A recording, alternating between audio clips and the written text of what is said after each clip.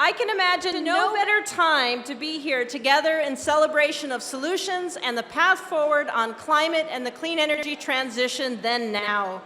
Our region, our nation is on the cusp of the clean energy transformation we have long waited for. Something fundamental is changing around us, and it's not just our climate. I could feel it here in this room tonight. It's sort of alive in the energy and all the talk, the energy and momentum. The transition to the clean energy economy, it's here, it's irresistible, and it is inevitable, my friends. Woo! I dare say that the tide is turning. That's what we're feeling here tonight, this enthusiasm, this excitement, and we're setting a path for our region to lead on global impacts. Let me give you just a glance at what our movement has done over the last year alone. Washington and Oregon have launched the largest climate campaigns in our state's histories. Incredibly diverse, broad coalitions, including communities of color, labor, faith, health, hundreds of organizations and businesses support both Renew Oregon and the Alliance for Jobs and Clean Energy in Washington as those campaigns gear up to advance statewide climate efforts to account for the cost of carbon pollution, to transition to clean energy, and to do so in a way that's going to have impacts well beyond our borders. This last year, thanks to a very hard-won clean fuels program, Oregon is now on the path to ending the oil industry's monopoly on fuel choices in Oregon, improving public health, and reducing climate pollution. It's a long list, folks. It's been a busy year. In 2016, Oregon voters are going to get to decide to transition coal out of the electricity mix in Oregon and to double our share of power coming from clean, renewable sources to 50%. And then, of course, we have the city of Portland, who continues to lead. Mayor Hales, can you stand, please? Are you in the room? Mayor Hales? Woo!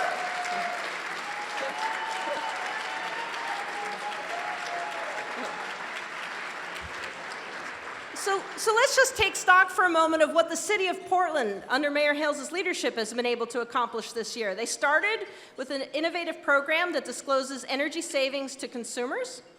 Then they moved on to divesting from fossil fuels. And most recently, at 4:15 this afternoon, under Mayor Hales' leadership, the city of Portland passed, by unanimous vote, the most ambitious resolution opposing fossil fuels in the country.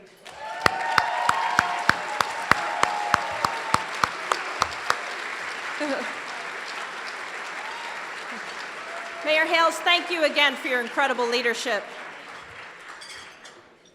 But that's not it. So this year, what else did we see? We saw brave kayaktivists and many others supporting their efforts in both Seattle and in Portland. They inspired the world, and they became a public factor in having Shell Oil shelve its disastrous plans to drill in the Arctic for yet more oil.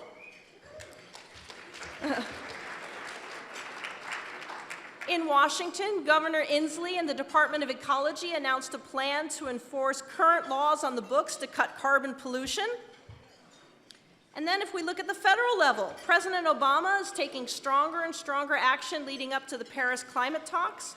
First, the EPA announced the final rules for the historic Clean Power Plan, the most significant federal action on climate to date that will reduce emissions from the power sector by at least a third. And just last week, of course, the announcement so many of us have worked hard and hoped and been waiting for: there will be no Keystone Pipeline.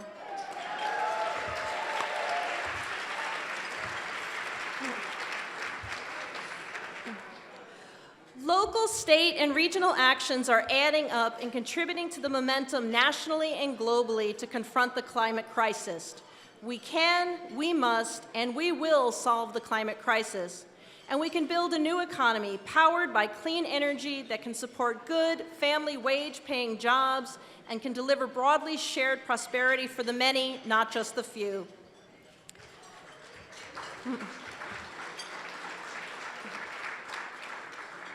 Tonight, we have a very special guest speaker, Danny Kennedy, who will spread his infectious enthusiasm for solar power and the clean energy revolution that is sweeping the country. If you are not already a convert, I promise you will be by the time you leave this evening. Never has the case for ending our reliance on fossil fuels and building a clean energy future been so clear, so compelling, and so immediate as it is right now.